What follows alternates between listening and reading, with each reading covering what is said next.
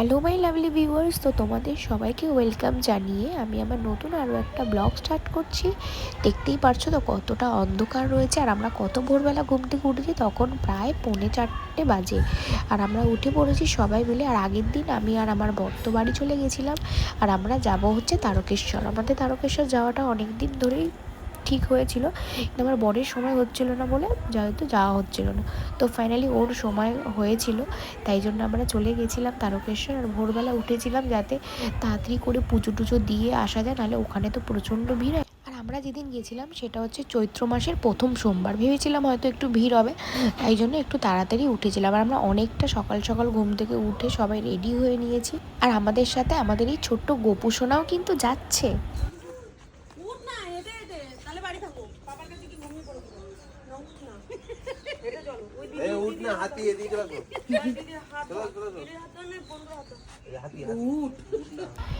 এখানে দাদারও যাওয়ার কথা ছিল, কিন্তু দাদার একটু কাজের চাপ থাকে, তাই জন্য আর দাদা যেতে পারলো না, আমরাই সবাই চলে গেছিলাম।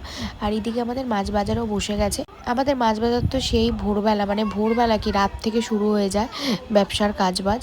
তো সেটারই একটা তোমাদেরকে ভিডিও দেখালাম। এখানে প্রচুর রাত্রেবেলা লোকজন চলাফেরা করে, মানে এই সময়টা শীতকালে তো অফ সিজন থাকে, মানে এই গরমকালের সময়টা এখানে 1-2 থেকে লোকজন যাতায়াত করে, মানে প্রচুর লোকজন থাকে মাছ বাজারে। আর এই দেখো, আর এখানে কিন্তু অনেক লোকজনই বাঘ কাঁধে করে, কেউ গাড়িতে করে, অনেকেই যাচ্ছিল বাবার মাথায় জল ঢালতে। আর আমি কিন্তু ফার্স্ট টাইমই আসলাম তারকেশ্বর।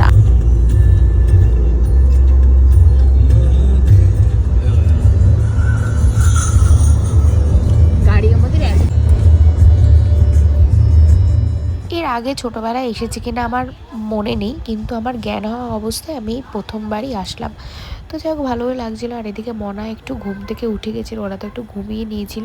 আর তারপর ওখান থেকে নেমে গাড়ি তো আমাদের পুরোটা যেতে দিল না, তারপর একটা টোটো করে আমরা মন্দিরের সামনে চলে গেলাম। তারপরে যাচ্ছিলাম একটা হোটেল, মানে একটা রুম মতো নেওয়ার জন্য, যেখানে চেঞ্জ ফেঞ্জ করা যাবে।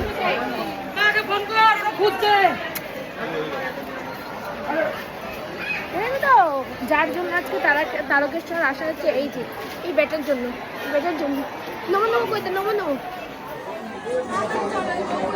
তোমাদের তো দেখালাম কত ভিড়, কতটা লাইন দেওয়া রয়েছে দেখতেই পেলে।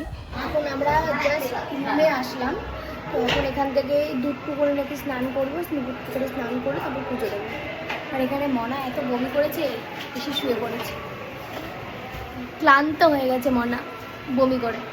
আর একটা ছোট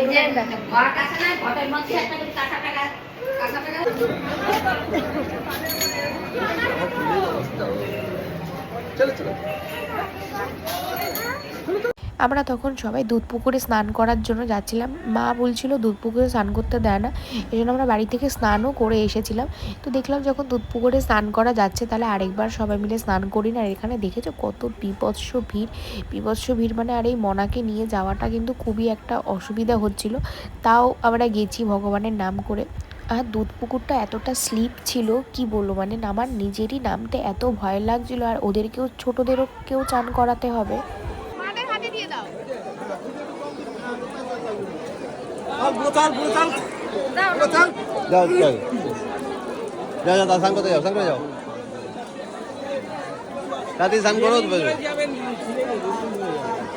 আমি দিয়ে দিলাম, ছেড়ে দিলাম।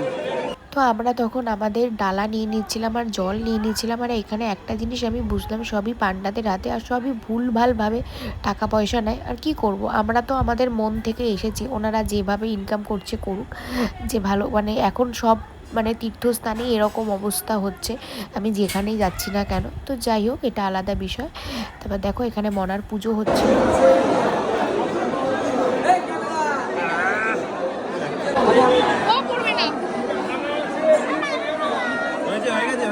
তারপরে ফাইনালি আমাদের পুজো সম্পন্ন হলো। আমাদের খুব একটা অসুবিধা হয়নি, একটু ভিড় ছিল, প্রচণ্ড ভিড় ছিল।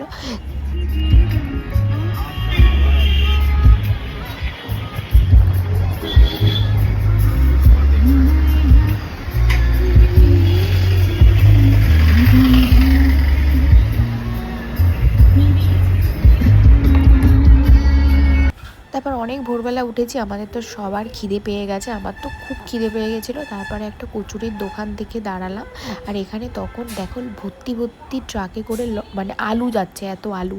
তারপরে লুচি খাওয়ার জন্য দাঁড়িয়েছি, সবাই মিলে লুচি খেয়ে নিলাম, এখানে মনারাও খেলো।